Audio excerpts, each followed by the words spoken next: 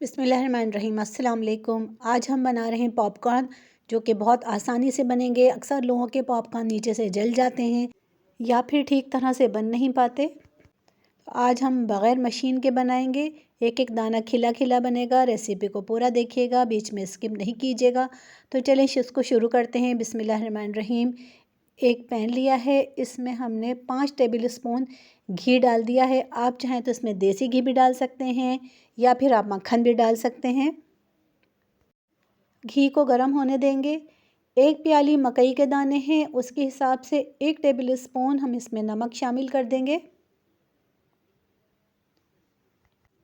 इसको मिक्स कर लेंगे। अब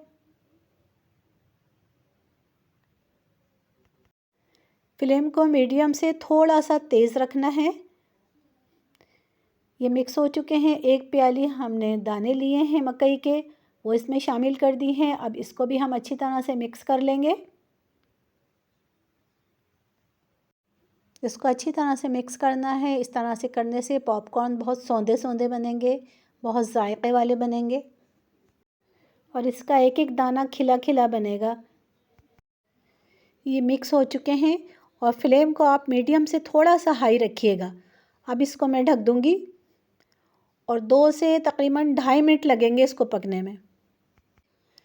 ये देखें माशाल्लाह से कितने अच्छे बन रहे हैं। ये आँच जो है हल्की नहीं रखिएगा, वरना नीचे से जल जाएंगे। बहुत जल्दी और बहुत आसानी से बन जाते हैं। अगर अचानक कोई मेहमान आ जाए तो आप फटाफट बना के उनको दे सकते हैं। ये देखें ये कितने अच्छे फूल रहे हैं माशाल्लाह से। तकरीबन 2.5 मिनट हो चुके हैं, ये बन चुके हैं माशाल्लाह। माशाल्लाह से देखें कितने अच्छे बने हैं। एक एक दाना खिला खिला बना है। एक प्याली में ढेर सारे बन के तैयार हो गए हैं। आप अपने बच्चों को बना के खिलाएं, बहुत आसानी से बन जाते हैं, बहुत मज़े के बनते हैं। बच्चे तो इसको बहुत ही शौक़ से खाते हैं। ये देखें खिला खिला के एक दाना बना है।